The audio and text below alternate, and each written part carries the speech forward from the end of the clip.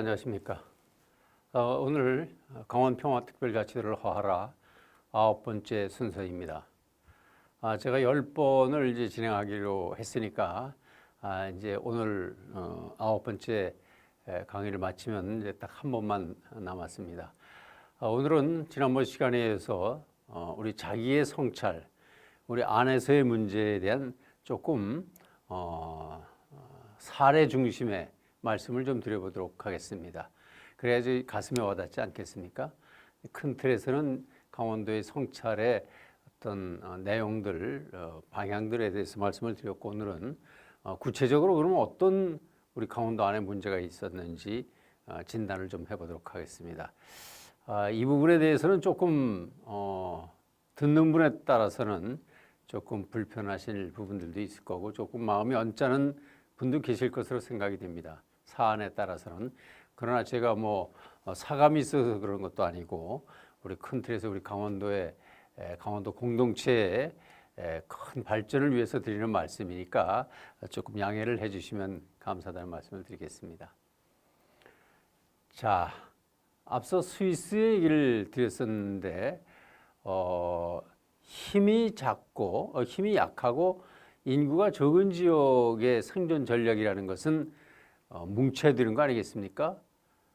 그래서 링컨 대통령도 분열된 집안은 일어설 수 없다 이런 말씀을 했고, 또 우리 해방되고 이승만 대통령도 뭉쳐야 산다 이런 말씀을 하지 않았습니까? 그래서 힘이 약하고 또 인구가 적은 지역일수록 똘똘 뭉쳐야 되는 것이죠. 그런데 우리 강원도는 인구가 작은 지역인데도 불구하고 이 뭉치는 힘이 좀 약하다는 지적을 많이 들어왔습니다. 좀 예를 들어볼까요? 우리 강원도는 18개 시군이 있죠. 근데 이제 도시 규모로 보면은 춘천, 원주, 강릉 이 세 도시가 조금 인구가 많고, 그 주변부에 있는 이제 시군들이 좀 인구가 적지 않습니까? 그러니까 춘천이 지금 28만, 또 원주가 한 36만, 강릉이 한 21만 정도 되는데, 다른 지역의 경우는 대개 한 도에 중심 도시가 있습니다. 예를 들면 충청북도 같은 곳은 청주, 전라북도는 전주, 또 대구는 대구 경북은 대구가 있고, 또 충청남도엔 대전이 있고, 이렇게 다 지역마다 중심 도시가 있어서 행정, 정치, 행정, 문화, 교육 이런 것들이 다 그 도시에 되게 집중이 되어 있죠. 근데 우리 강원도는 땅이 넓어서 그런지 모르지만 춘천, 원주, 강릉 세 도시가 다른 지역에 비해서는 인구도 적으면서 이렇게 분화 구조를 갖고 있습니다. 그러니까 세 도시를 중심으로 되다 보니까 서로 견제들이 좀 있지 않겠습니까? 그래서 예를 들면 적절한 비유인지 모르겠습니다만 춘천엔 체육고등학교가 있고, 원주에는 과학고등학교가 있고, 강릉엔 예술고등학교가 있고, 또 외국어 고등학교는 양구에 있고, 다른 도시들은 대개 이제 그 중심 도시에 다 모여 있지 않습니까? 그래서 집중도가 아주 높은데 우리 강원도는 이렇게 좀 분화가 되어 있는 그런 환경을 갖고 있죠. 그래서 국책 사업이라든가 이런 공모전이 펼쳐지면 강원도는 세 도시, 또 다른 더 많은 도시가 서로 그 국책 사업에 응모를 하게 됩니다. 다른 지역 같으면 어떤 중심 도시가 타 광역지자체하고 경쟁을 하니까 조금 유리한 구조인데, 우리는 작은 도시들이 서로 이렇게 상호 경쟁을 하면서 공모 신청을 하다 보니까 아무래도 다른 지역의 도시들보다는 경쟁력 면에서 좀 낮은 게, 약한 것이 사실입니다. 여러분들 잘 아시는 태권도 공원이라고 있었죠. 지금 무주에 가 있습니다. 근데 우리 태권도 공원 유치 경쟁이 벌어진 적이 있었죠. 그때 이제 춘천, 원주, 강릉이 서로 태권도 공원을 유치하기 위해서 서로 이제 갈등도 하고 대립도 하고 하지 않았습니까? 결국은 무주로 갔습니다. 뭐 결과론적이긴 합니다만 확실히 우리 춘천, 원주, 강릉 중에서 한 도시로 뭉쳐서 대응을 했더라면 조금 결과가 달라질 수 있지 않았을까 하는 기대감도 해보게 됩니다. 또 잘 아시는 국립문학관 유치 경쟁이 벌어졌었죠. 그래서 이제 초기에 춘천, 원주, 강릉 세 도시가 국립문학관을 우리 강원도로 유치하기 위해서, 자기 도시로 유치하기 위해서 많은 노력을 기울였습니다. 초기에는 이제 강릉, 원주, 춘천이 다 준비를 하다가 강릉이 국립문학관 유치해서 우리는 빠지겠다. 결국 춘천하고 원주가 붙었죠. 유치 경쟁에서 우리 강원도 안에서 결국 이제 춘천이 우리 강원도 안에 심사에서 춘천이 선정이 되어서 또 전국에 응모를 했는데 결과가 또 어떻게 됐죠? 또 서울로 결정이 됐습니다. 지금 서울에 국립문학관 건립이 지금 진행되고 있죠. 얼마 전에 방사강 과속기도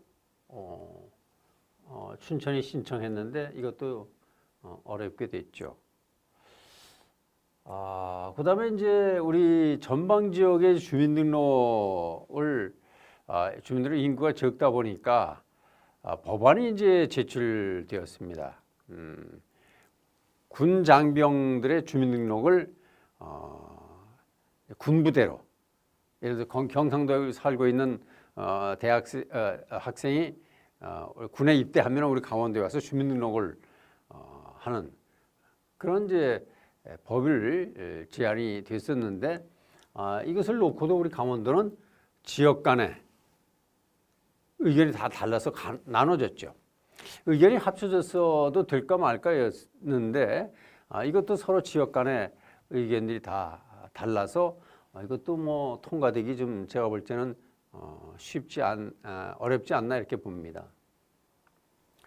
자, 그리고 2010년대 초반에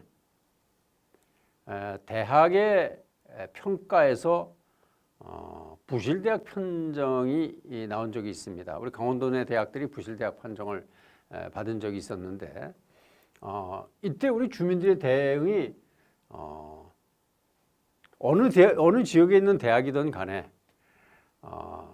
똘똘 뭉쳐서 대응을 했더라면 조금 더 중앙정부를 향해서 좀 강한 목소리를 낼 수 있었죠. 한 목소리를 낼 수 있었는데 우리 강원도는 이상하게 다른 지역은 뭐 거점 국립대학 중심으로 학문 중심 체계가 이루어지고 있는데 우리 강원도는 거점 국립대가 이제 강원대학이고 또 원주에는 또 연세대 원주대가 있고 또 상지대학도 있고 강릉에는 이제 강릉 원주대학 또 관동대학이 있는데 이 대학들이 서로 이렇게 학문적 중심체를 구성하고 있는 것이 아니라 도시에 따라서 강원대학은 마치 춘천에 있는 대학, 또 강릉 원주대학과 관동대학은 우리 강원도 대학이 아니라 강릉이라는 지역에 있는 대학, 또 원주는 원주대로 이렇게 되다 보니까 교육부나 이런 데 어떤 재정 부분에 지원을 받는 데 있어서 분화되는 양상을 갖고 있단 말이죠. 가뜩이나 우리 강원도는 대학 규모가 크지 않아서 무슨 평가를 할 때 평가 권역이 지난번에 말씀드린 것처럼 대구 경북하고 붙는 경우가 많은데 사실 독자적으로 우리 강원도라는 대학 권역 안에서 소재하는 대학들이 서로 경쟁을 하면서 특성화 전략을 가지고 교육부의 재정 지원 사업에 응모를 하면 좋지 않겠습니까? 그런데 우리 강원도는 서로 이렇게 지역 간의 분화 구조를 갖고 있습니다. 요 근간의 일인데 아주 참 마음이 아픕니다. 2023년부터 교육부가 지역에 있는 대학들을 육성하기 위해서 지역에서 이제 공부 좀 잘하는 학생들 또 경쟁력이 있는 학과라는 것이 이제 되게 의과대학하고 뭐 치과대학, 약학대학, 간호대학이 아니겠습니까? 대개 이제 그쪽에 우수한 자원들이 이과 계열들이 학생들이 진학을 하는데 우리 강원도나 이 다른 이제 비수도권 대학들은 그 지역에 있는 학생들이 들어가기가 쉽지 않습니다. 그래서 지역 대학을 육성해주기 위해서 2023년부터는 그 지역에서 중학교와 고등학교를 나온 학생들은 그 지역에 있는 의과대학이나 약학대학, 간호대학에는 40%를 의무적으로 할당하는 제도가 도입이 되었는데 우리 강원도는 말씀드린 것처럼 전번에 말씀드린 것처럼 반밖에 배정이 안 됐단 말이죠.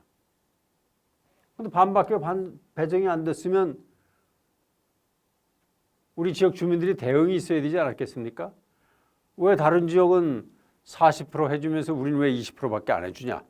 물론 교육부는 강원도는 학령 인구가 적고 숫자가 적어서 반밖에 배정을 안 했다고 얘기를 하지만 우리 강원도에도 지역 인재들을 40% 같이 똑같이 해줘야 거기서 배출된 우리 지역의 인재들이 우리 강원도민을 위해서 조금 의사가 없는 지역, 보건 서비스가 좀 취약한 지역에 가서 봉사하고 또 개업을 하고 이렇게 하면 강원도의 의료 기반이 좀 확충되는 거 아니겠습니까? 근데 이것도 별로 관심이 없습니다. 별로 무관심해요. 특례시 문제도 마찬가지죠. 춘천시만 좀 대응을 했지만 다른 지역이 다 특례시 지정해달라고 난리치고 그럴 때 우리 강원도는 특례시의 대응도 특정 도시 중심으로 지정되는 것에 대한 여러 가지 이제 복잡한 생각들이 있겠죠. 원주가 되느냐, 강릉이 되느냐, 춘천이 되느냐. 물론 모두 해당이 안 되지만 다른 지역은 도청 소재지를 중심으로 해서 충청북도는 청주, 전라북도는 전주를 중심으로 해서 그 지역 도민들이 똘똘 뭉쳐가지고 서명운동도 벌이고 해서 중앙정부에 강력한 지역 주민의 의견을 전달했는데 우리는 특례시의 대응이 무덤덤했습니다. 자, 조그만 도시끼리 그것도 인구도 적고 힘도 적은 지역들이 뭉쳐서 대응을 해도 될까 말까 한데 우리 지역 안에서 도토리 키재기식 견제를 하는 현상, 바로 분화된 현상, 갈라지는 현상이 우리 강원도의 현안 해결에 걸림돌이 되고 있다는 우리 성찰이 있어야 됩니다. 말하자면 소지역주의, 중심성이 약한 지역, 거기에 대응력마저 취약하면 그렇게 해서 국책사업에 유치하는데 갈등이 빚어지고 다른 목소리가 나오고 강 건너 불구경하는 이런 분화된 갈라진 목소리로 어떻게 인구 적은 강원도가 독립변수로서 제 목소리를 내고 제 대접을 받을 수 있을까 하는 것에 대해서 회의적이라고 저는 생각을 합니다. 그 다음에 안에서 이런 것의 두 번째가 소극성입니다. 우리 강원도민들의 심성은 착하지만 좀 소극적이란 말이죠. 그런데 이 세상은 착한 사람, 소극적인 사람을 보듬어주고 챙겨주면 얼마나 좋겠냐마는 현실은 그렇게 작동이 되고 있지 않습니다. 현안과 이슈에 좀 소극적이고 관심이 좀 덜하고 무덤덤하고 대면대면하고 그렇게 되면 어떻게 되냐면 실행 역량을 우리는 갖출 수가 없습니다. 특히 정치 영역에서는 강원도가 대응력이 약하면 강원도가 존재감을 확보할 수 없는 것이죠. 국회의원 8명인데 그것을 뒷받침해주는 지역 주민의 정치적 의식이 약하면 강원도의 존재감이 확보될 수 없다는 이런 소극성의 문제를 지적하지 않을 수 없습니다. 대통령 선거를 예를 들어보면 제가 이제 주로 정치부에서 일을 했습니다만 대통령 선거 때 우리 도민들의 선택 중에서 좀 특이했던 현상이 몰아주는 현상이 좀 덜했죠. 옛날에 70년대, 60년대, 70년대, 80년대까지는 몰아주기 현상이 있었는데 그 이후에는 3등을 몰아주는 현상이 몇 차례 나타났어요. 그러니까 당선된 사람도 아니고 아주 그다음에 차점자도 아니고 3등을 그래서 어느 한때는 3등을 다른 지역에서는 3등한 후보가 우리 강원도에서는 2등을 했고 마찬가지로 또 다음 선거에서도 강원도는 3등을 많이 밀어줬습니다. 그러니까 당선된 쪽에서 보면 물론 정치적으로 캐스팅 보트 역할을 했다고 볼 수 있겠지만 당선된 쪽에서 보면 너네가 나를 확 밀어주지 않았지 강원도에서. 그러니까 부채의식이 별로 못 갖거든요. 정치적으로 부채의식을 갖지 못하고 있다.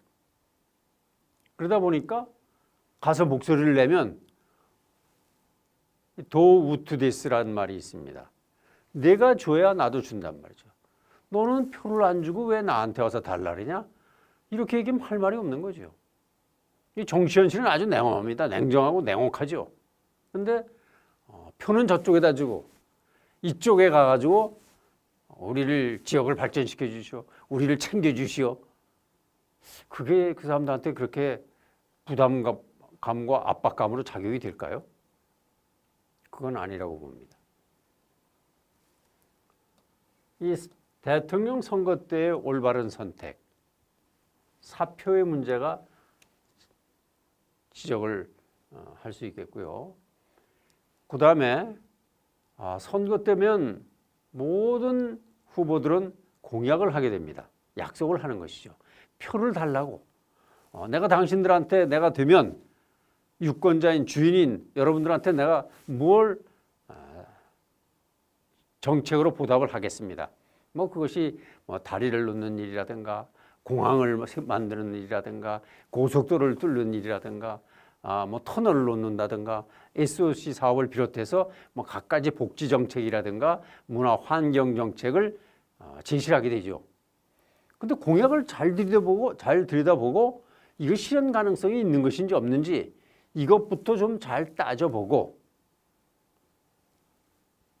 믿었다. 그래, 이 공약이 아주 좋은 공약이다. 이 사람이 당선되면 우리 지역의 강원도에 이만한 도움이 되겠다. 판단이 됐으면 표를 그 사람한테 줘야죠. 그 정당에. 그런데 만약에 임기가 끝났는데도 약속을 안 지켰어. 그 가짜 공약이었어. 헛공약이었어. 거짓말을 했어. 그럼 어떻게 해야 될까요? 그럼 심판을 해야 될 거 아니에요. 준엄하게. 나는 당신한테 표를 줬는데 당신은 왜 나한테 거기에 반대급부가 없었냐? 그러니까 표를 그 정당이나 그 사람한테 주면 안 되는 거예요. 떨궈트려야 되는 거예요. 그래야 그 정당이나 그 후보들이 깜짝 놀라서 다음에는 약속을 지키든지 그래야 될 거 아닙니까? 근데 우리 강원도민들은 가짜 공약을 하고 헛공약을 해도 심판 기제가 작동이 잘 안 돼요. 그래서 그걸 잘 하려고 하면 우리 동네 사람이라든가 내 동창이라든가 나하고 친한 사람이라든가 이런 사람들을 찍어주면 안 되는 겁니다. 공약을 보고 이 사람이 이 정당이 나한테 어떤 내 삶과 우리 지역사회에 어떤 이익을 줄 수 있고 어떤 희망을 줄 수 있는가를 보고 판단을 해서 표를 줘야지 나하고 친한 사람이 당선됐다고 해서 내 생활과 내 삶이 뭐가 달라지겠습니까? 우리 지역사회가 뭐가 달라지겠습니까? 그냥 기분만 좋은 거예요. 야, 내 동창이 말이야 국회의원이잖아? 뭔 상관이 있어요? 내 인생하고 내 삶하고. 이걸 분명히 깨달아야 되는 겁니다. 그것이 바로 현명한 유권자라는 것이죠. 그래야 거짓말을 하는 후보들도 퇴출되고 헛공약하는 정당들도 문을 닫게 하고 이런 것들이 작동이 돼야 주인은 주인다운 투표권을 행사하는 거고 정당은 올바른 정당으로 민주적인 정당으로 발전할 수 있는 거예요. 우리 한국의 정치 현실을 보십시오. 어느 지역의 경우는 어느 지역이 완전히 일당 지배 구조로 가고 있고 어느 지역은 또 어느 당이 일당 지배 구조로 가고 있지 않습니까? 그러니까 심판 기제도 작동이 안 되는 거죠.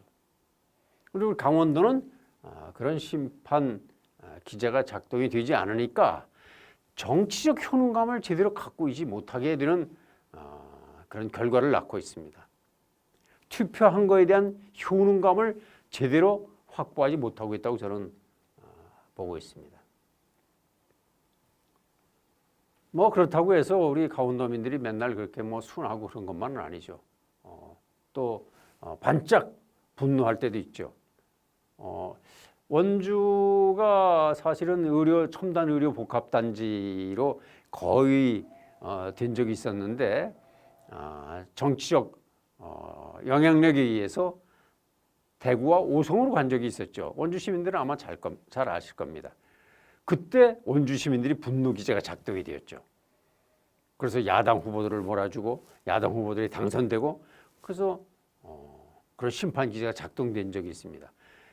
이것이 어느 특정 사안에 따라서 그렇게 작동되는 게 아니라 선거 과정에서 일상적으로 우리 국민들이 강원도민들이 깨어 있으면 저는 지금보다 훨씬 나은 정치적 보상, 정치적 대접을 받을 수 있을 것이라고 저는 생각을 합니다. 이 소극적인 문제를 하나 들고 재미있는 걸 보면 우리 강원도에 와서 공연을 하는 가수들 있지 않습니까? 뭐 성악가들이라든가 뭐 예술가들이 공연을 해보면 강원도에 오면 아주 힘들다고 얘기를 합니다. 왜 그런 줄 아세요? 강원도 사람들이 이 박수를 잘 안 치네.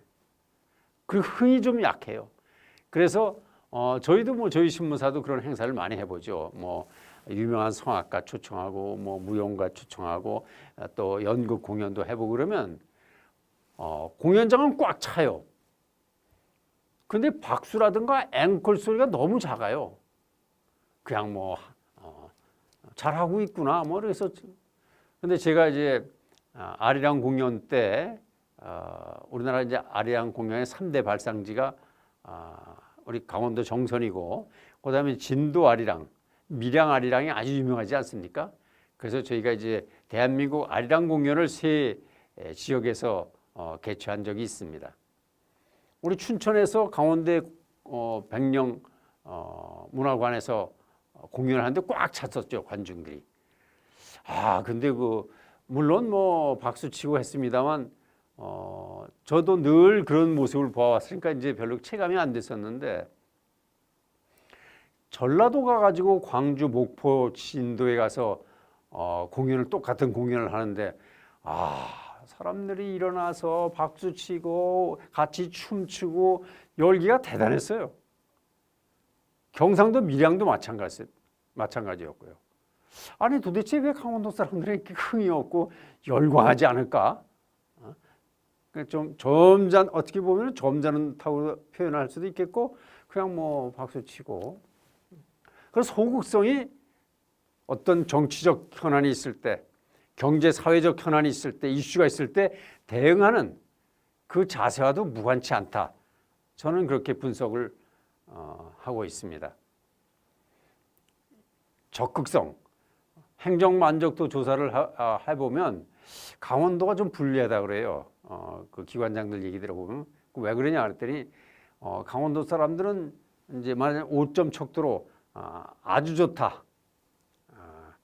좋다, 보통이다, 그저 그렇다, 아니다, 뭐 이런 5점 척도의 행정 만족도 조사를 하면 강원도는 대개 그저 그렇다가 제일 잘한 걸로 답변이 나온다는 겁니다. 그래서 전체 점수가 낮아서 다른 시도하고 견주면 강원도가 그런 조사에서는 좀 불리하다, 이런 지적도 우리가 귀담아야 되지 않나, 이런 생각을 좀 해보게 됩니다.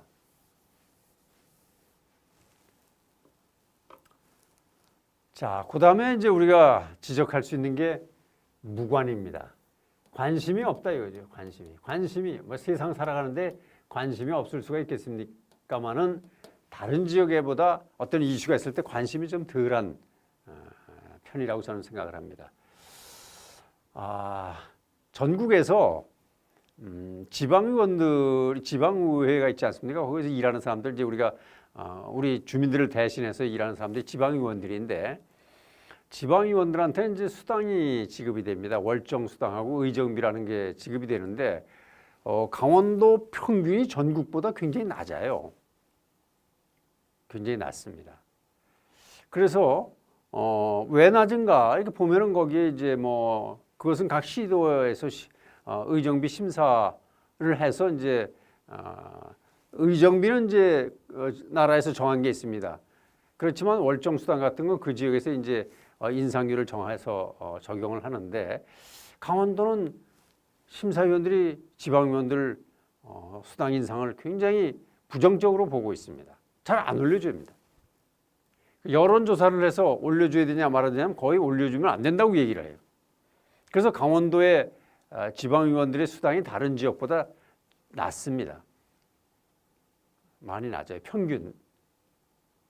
그런데 우리가 우리 대신해서 일꾼을 뽑아놓고 그 사람들이 열심히 사기를 북돋아서 우리를 위해서 더 많은 일을 해주게 하는 것이 맞겠습니까? 아니면 사람을 뽑아서 내 심부름꾼인데 그 사람들한테 의정비라든가 수당을 적게 줘가지고 사기를 떨궈뜨려가지고 일을 하게 하는 것이 좋겠습니까? 사기를 높여주는 게 당연히 좋겠죠. 그래야 또 훌륭한 인재들이 지방의회에 많이 진출해가지고 지역 주민들을 위해서 더 열심히, 더 공부하면서 더 열심히 뛰지 않겠습니까?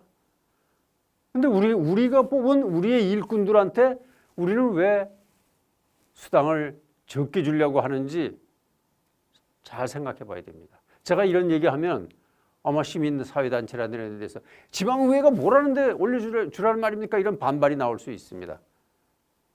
뭐 그런 측면도 있습니다. 일견 지방의회 의원 중에서는 주민들의 신뢰감을 확보하지 못하고 있는 사람들도 있고, 또 보기에 따라서는 저 사람이 지방의원으로서 역량을 갖추고 있는 사람인가? 뭐 저런 사람이 의원이 됐나? 이런 지적도 있을 법합니다. 그러나 누가 뽑아줬습니까? 우리가 뽑아준 거예요. 우리의 심부름꾼을 우리가 뽑아줬습니다. 뽑아줘놓고 그 사람들 일할 수 있게 사기를 높여줘야지, 우리가 뽑아놓고 그 사람들이 사기를 떨궈뜨린다는 거? 이게 과연 민주시민일까요? 그것도 다른 지역보다 더 적게? 그런 사람일수록 지방의원들이 들어가서 실제적으로 무슨 일을 하는지 잘 알지도 못하는 사람들이 대부분입니다. 지방의원들이 뭘 한다고 수당을 올려줘? 그럼 지방의원들이 뭘 하는지 아십니까? 그 사람이 들어가서 무슨 일을 하고 어떤 예산을 심의하고 지역 주민에서 어떤 좋은 일을 하고 또 예산을 어떤 낭비성 요소를 갖다가 없애고 정책을 개발해서 하고, 그건 잘 모르지 않습니까? 막연하게 지방의원들이 뭐 하는 거야? 왜 저 사람들을 위해서 우리 세금을 내줘야? 이렇게 얘기를 하는 사람들이 적지 않단 말이에요. 그건 올바른 민주시민의 자세가 아니라고 저는 보는 겁니다. 물론 잘못하는 사람들은 끌어내리든가 다음 선거에서 퇴출시켜야죠. 당연히. 유권자가 심판을 해서. 그렇지만 우리가 뽑았다면 그 사람들이 사기를 높여줄 수 있도록 해야 우리 젊은 인재들 이 생활의 안정감을 갖고 열심히 전업의원으로서 일하고, 또 거기에서 훈련된 사람들이 시장 군수로도 진출하고 국회의원으로도 진출하고 나중에 대통령이 되고 뭐 그런 거 아니겠습니까? 다른 나라들 보면 다 지방의원에서 출발해서 하원의원도 되고 상원의원도 되고 대통령도 되고 다 이런 구조 아닙니까? 우리가 인재를 키워야 된단 말이죠. 그 인재라는 것은 바로 우리를 위해서 열심히 일할 수 있는 유능한 인재를 우리가 환경을 만들어줘야 된다는 것이죠. 남보다 더 주지는 못할 망정. 왜 강원도는 그런 우리 심부름꾼들의 수당마저 낮게 줘야 되는지 저는 이해할 수가 없어요. 그러면 똑같은 기준이라면 왜 공무원들은 똑같이 전국의 월급을 다 똑같이 줍니까? 잘 생각해 보면 그런 부분에 대해서도 우리가 생각해 볼 부분이 적지 않다 이렇게 생각합니다. 연장선상에서 선거 때만 되면 많은 얘기를 듣습니다. 여러분 선거할 때 투표할 때 우리 동네에 누가 나오는지 아십니까? 저도 선거 때면 물어봅니다. 당신네 동네에서 누가 나왔어요? 의원에, 시의원에. 아우 누가 나왔는지도 몰라요. 뭐 시장 무수 정도에 알지만 시의원에는 하도 많이 나와서 잘 모른다고 얘기합니다. 아, 왜 모르는 거예요? 왜? 모르면서 투표를 하면 되겠습니까? 내 심부름꾼 나를 위해서 일을 하는 사람인데. 벽보 붙어 있지, 공보물 올지, 인터넷 뒤져보면 다 나오지. 왜 모른다는 겁니까? 관심이 없다는 거죠. 그런 사람이 의회가 왜 필요하냐, 의정비는 왜 올려주냐 하는 사람들이라고 저는 생각합니다. 누가 나왔는지 꼼꼼히 따져보고 이 사람이 나를 위해서 시정을, 군정을 잘 감시하고 비판하고 견제하고 우리를 주민들의 이익을 확보해 줄 수 있는 역량을 갖춘 도덕성을 갖춘 사람들인지를 꼼꼼히 따져보고 그 사람이 어떤 인생을 살아오고 어떤 과정을 거쳐왔는지를 보고 찍어 주는 것이지. 아, 우리 동네에 누가 나왔는지도 난 모르겠어. 그게 뭔 자랑스러운 일입니까? 민주시민으로서.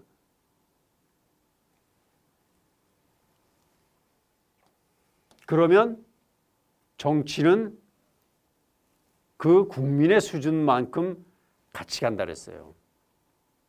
그게 바로 등신대의 논리입니다. 등신대라는 것은 사람처럼 이렇게 여러분 마네킹 같은 그런 모습을 사람하고 똑같은 모습을 한 사람들인데 바로 내가 그런 정치의식을 갖고 있으면 내가 뽑아준 사람들도 똑같은 정치를 하는 겁니다.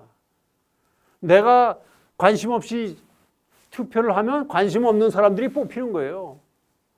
유능한 사람들이 뽑히는 것이 아니고 이런 등신대의 논리를 우리가 강원도가 좀 알아야 되겠다. 그러려면 뭘 해야 됩니까? 알아야 면장을 해야 되는 겁니다. 알아야 된단 말이에요. 누가 나오는 건지, 그 사람이 뭘 한 사람인지, 우리 지역의 현안이 뭔지 알아야 될 거 아니에요. 여기서 알아야 면장이라는 것은 읍면동장의 면장님이 아닙니다. 면사무소의 면장이 아니고 우리가 이제 잘 착각을 하는데 알아야 면장은 우리가 흔히 알아야 면장이라고 얘기하지 않습니까?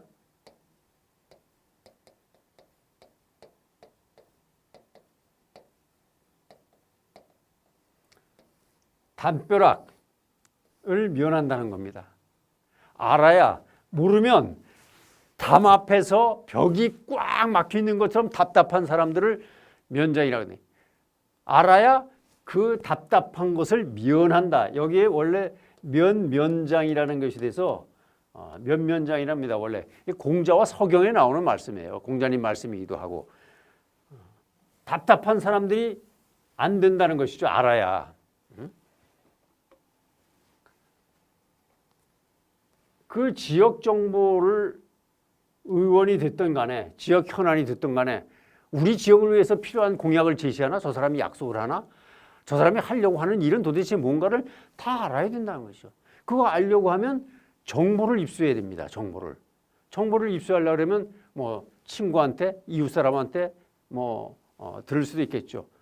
그렇지만 또 유세하는 거리 유세에서도 관심 있게 기울여 들을 수도 있고 또 공보물이라든가 이런 데 오는 공약도 볼 수 있고 뭐 선거 때는 그렇지만 적어도 민주시민이 되려고 하면 지역 정보에 관심을 가져야 됩니다. 지역 정보는 어디서 있어야 되냐? 가장 좋은 방법이 뭐겠어요? 바로 언론입니다. 미디어 매체, 신문, 방송. 제가 신문사에 있다고 해서 드리는 말씀이 아닙니다. 다른 나라들은 지역 신문과 지역 방송들이 지역 정보를 아주 상세히 제공해 주고 있습니다. 그리고 지역에 살고 있는 많은 사람들이 그 지역에서 발행되는 신문과 방송을 다 즐겨서 읽고 시청하고 있습니다. 그런데 우리나라는 거꾸로 중앙 집권 시대가 체제가 되어 있어가지고 오랜 세월 서울에서 발행되는 큰 신문들을 많이 보고 또 그 사람들이 생산하는 전국 뉴스에 더 관심을 갖습니다. 우리 지역보다. 그리고 큰 신문사들의 정보는 관심을 갖고 많이 대화의 소재를 삼으면서 정작 지역에 있는 내 삶과 관련된 일들에 대해서는 그 정보에 좀 무관심한 경향이 있습니다. 제 말이 가슴에 와닿는지 안 와닿는지는 제가 장담을 못하겠습니다만 저는 신문사에 있으면서 그런 현상을 너무 서글프게 많이 보아왔습니다. 우리나라의 지금 신문시장은 서울에서 발행되는 큰 신문사들이 전국의 신문시장의 85%를 차지하고 있습니다. 다른 선진국은 거꾸로 지역 신문들이 85%의 신문시장을 차지하고 있습니다. 바로 선진민주국가와 중앙집권 체제인 국가의 차이가 바로 이 정보의 공급 루트에서도 확연하게 드러나고 있습니다. 우리가 지금 자치분권을 얘기하고 있지만 지역 정보를 알아야 자치분권의 효능감도 알게 되고 그 안에 내가 습득한 정보를 가지고 의견도 제시하고 시청에 가서 정책 건의도 하고 또 예산 살림살이를 어떻게 쓰는지 우리 지역에 무슨 문제가 있는지 이런 걸 다 알아야 된다는 것이죠. 서울에서 돌아가는 일을 가지고 춘천시청이나 강릉시청이나 양양군청이나 양구군청 가서 얘기할 건 아니지 않습니까? 지역 언론의 효능감도 가져야 되는데 우리 지역이 다른 영남이나 호남, 충청권에 비해서 그런 관심도가 낮다는 것도 우리 자기 성찰의 아주 중요한 부분 중에 하나입니다.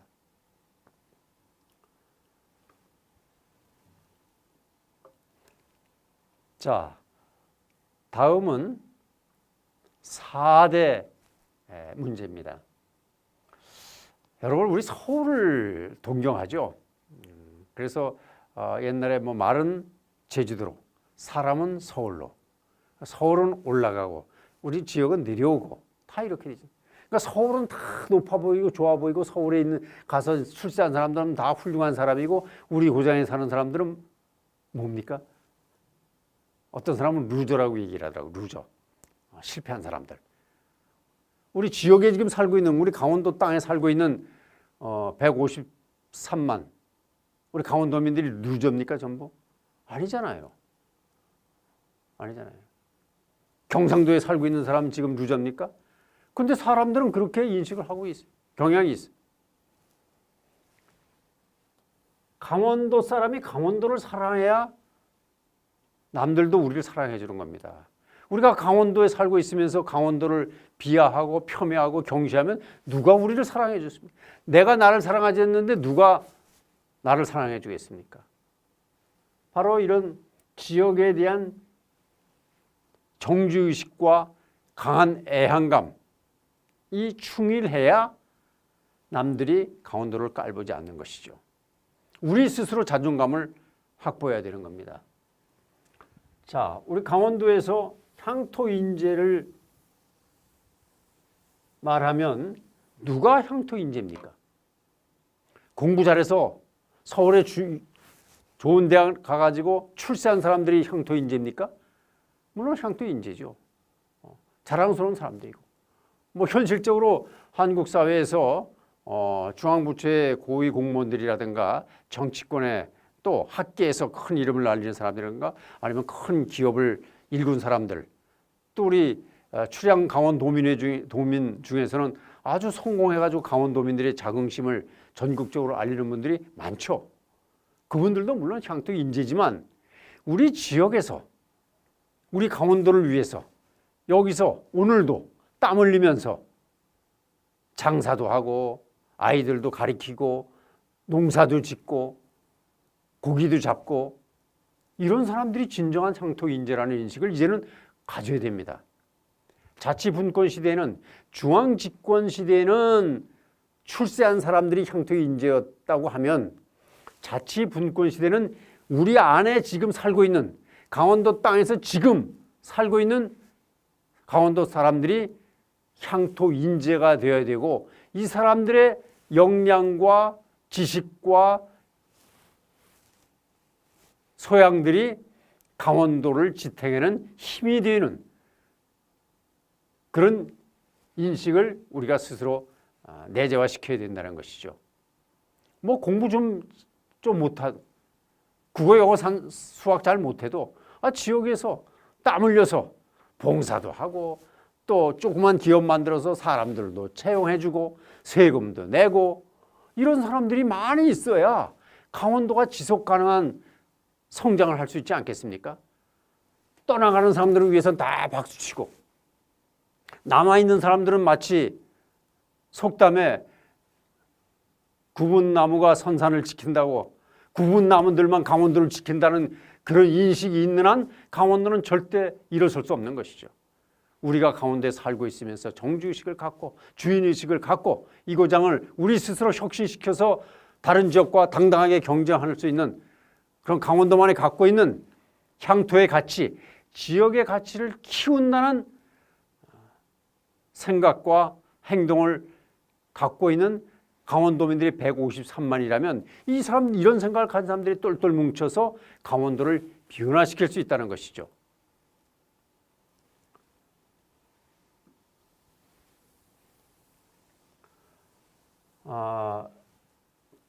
좀 연전에 한 20년 전에 어떤 지사님이 이제 지역을 이제 다니면서 지역 지도층들하고 간담회를 가진 적이 있었습니다. 그러니까 대개 그 지역에서는 당시에는 이제 대학이 그렇게 많지 않았기 때문에 우리 지역에 대학을 만들어 달라는 건의가 지사한테 많이 됐었어요. 그런데 어떤 지사님 한 분이 그런 건의를 받고 그런 말씀을 하시더라고요. 그 지역 유지들한테. 여러분들이 지역 현안이 대학을 세우는 것인데 만약에 제가 교육부나 문교부에다 얘기해서 그 지역에 대학을 설립을 한다고 하면 여러분들 자녀들을 그 대학에 보내주실 겁니까? 이런 반문을 했어요. 그 분위기가 좀 썰렁해졌죠, 그죠? 만약에 우리 지역에 대학이 만들어졌으면 우리 애들을 그 대학에 보낼까요? 지역을 위해서? 난 그건 아닐 거라고 봅니다. 다른 지역의 아이들이 와서 대학을 다니기를 원하겠죠. 근데 우리 아이는 서울이나 다른 지역에 더 좋은 대학으로 보내려고 하지 않겠습니까? 뭐 현실적으로 제가 그 나쁘다 좋다는 말씀드리는 게 아닙니다. 그다음에 이제 강원도의 학생들이 이제 전학을 자꾸 가지 않습니까? 이제 도시로 그 농촌 지역을 학생 수가 모자르지 않습니까? 그래서 지역에서 가서 간담회를 하다 보면 지역 유지분들이 그런 말씀 많이 합니다. 지금 아이들이 빠져나가서 학교가 지금 어렵습니다. 인구가 자꾸 빠져나가서 인구를 유치해야 됩니다. 인구를 늘려야 됩니다. 그러면 교육장님이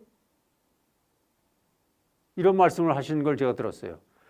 아니 여기에 계신 기관장님들, 단체장님들 좀 부탁드리는데 아이들 좀 유학 전학 가지 않게 하고 우리 동네에서 다니게 하면 안 되겠습니까? 이율배반적인 거죠.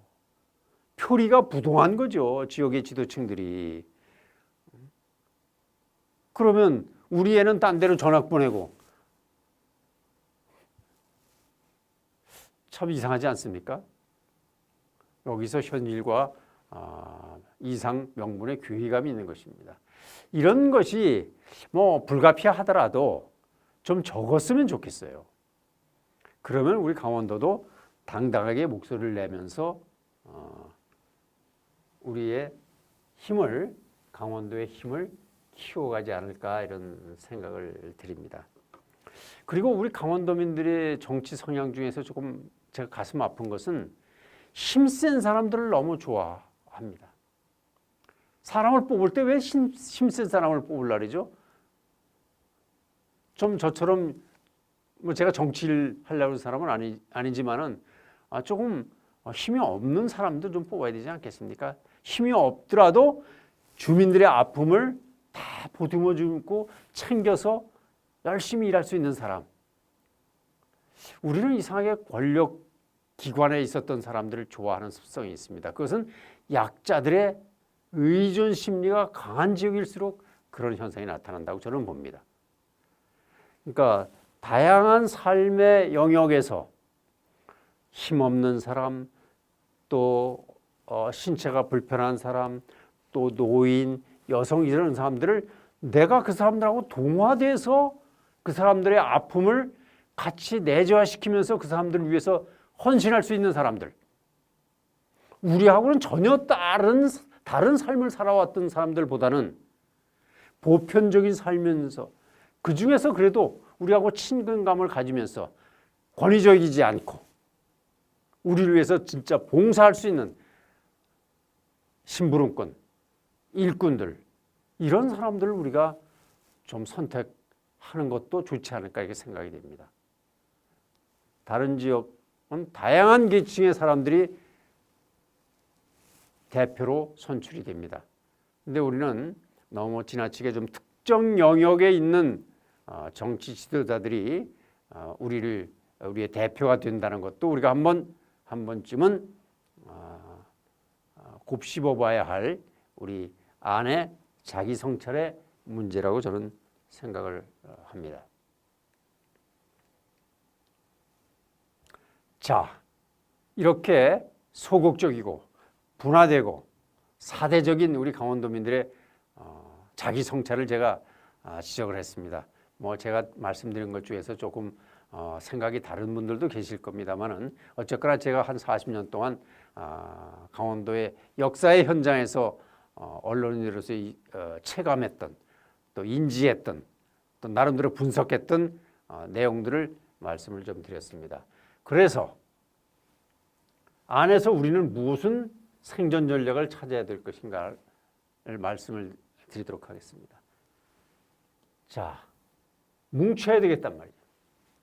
도민 통합, 하나 되는 강원도, 원강원. 하나 된 강원이 우리한테는 지금 절실합니다. 그리고 지역 간의 연대가 강화되어야 됩니다. 서로 밀어주고 각 도시가 갖고 있는 경쟁력이 우리보다 뛰어난 부분이 있으면 양보를 해서 글로 밀어줍시다.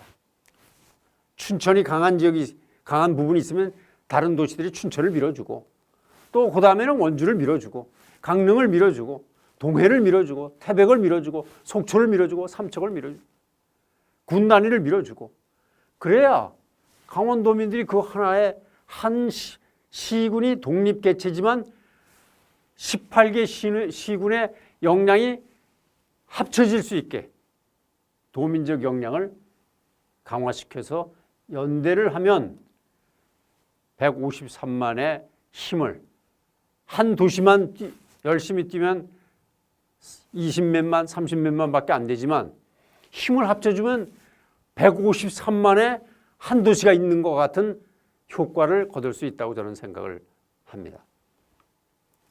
다음은 정치적 선택의 문제입니다. 강원도는 색깔이 있어야 제대접을 받습니다. 이것도 아니고 저것도 아니고 흐리멍텅해가지고 좋은 게 좋다식으로 가면 절대 제대접을 받을 수 없습니다.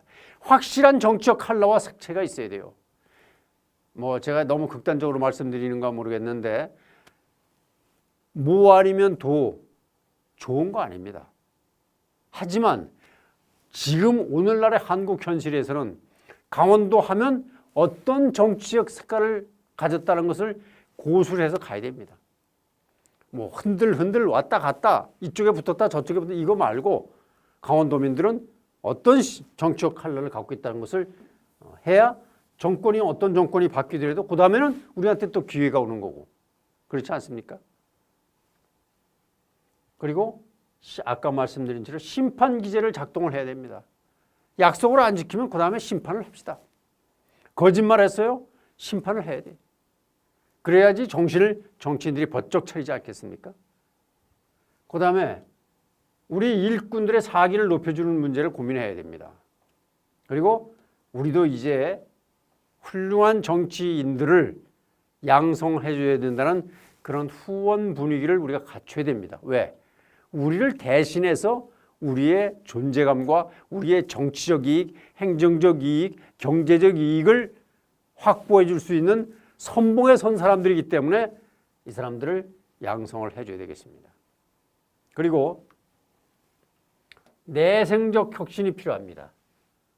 경로의전을 탈피하고, 경로의전 현상은 맨날 좋은 거, 맨날 해오던 방식으로 가는 것을 경로의전 현상이라고 하는데, 우리는 이제 거기서 탈피를 해서 혁신을 해야 됩니다. 혁신 강원을 이뤄내야 됩니다. 우리 스스로의 힘으로, 우리 안에서, 밖에서 이런 것을 안에서 찾자. 덴마크의 달가스나 그런 두비가 얘기했던 밖에서 이런 것을 우리가 안에서 찾기 위한 자강론과 혁신 의지를 우리가 분출시켜야 될 것 같습니다. 그 다음에는 전략적 대응입니다. 액션이 필요하다는 것이죠. 액션. 소극적이지 말고 대응할 수 있는 전략. 모여가지고 예를 들어서 어떤 외부의 평가로부터 강원도가 부당한 대접을 받았다. 그럼 즉각 그 현안을 놓고 지도자들이 모여서 현상을 진단하고 거기에 대책을 만들고 도민들한테 알리고 그 힘을 중앙정부라든가 정치권의 한 목소리로 더 세게 우리의 의지를 밝혀야 된다는 것이죠.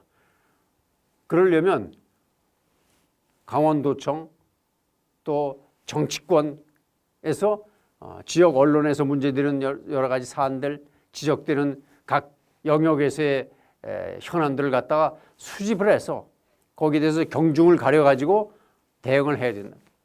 지금 이 강원도에 제가 말씀드린 이런 전략적 대응의 가장 현안이 뭘까요? 가장 중요한 현안이 지금 당면한 발등에 떨어진 현안이 뭐겠습니까? 바로 평화특별자치도입니다. 이 총체적인 강원도의 현안이 바로 평화특별자치도고, 평화특별자치도법을 21대 국회에서 관철해내는 것이 바로 이런 안에서 찾을 생존 전략의 가장 확실한 목표가 지금 설정이 됐다고 저는 주장하고 있습니다. 자, 내년은 대통령 선거가 있습니다. 또 지방선거가 있어서 지역의 지도층들의 대폭 교체 시기를 맞게 됩니다. 정치적 대전환기입니다. 자, 이런 황금의 골목길에서 우리 강원도민들의 선택은 어때야 될 것일까요?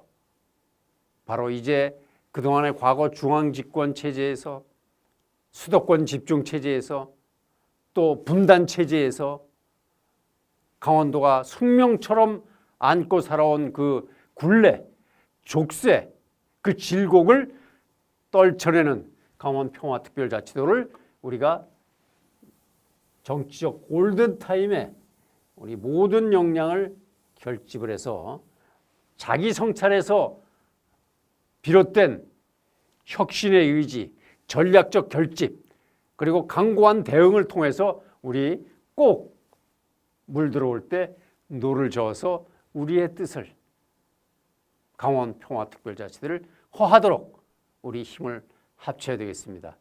오늘 이 시간에는 자기 성찰과 관련돼서 우리가 해야 될 여러 가지 안에서의 문제들을 진단해보는 시간을 가졌습니다. 그럼 이상으로 마치도록 하겠습니다. 감사합니다.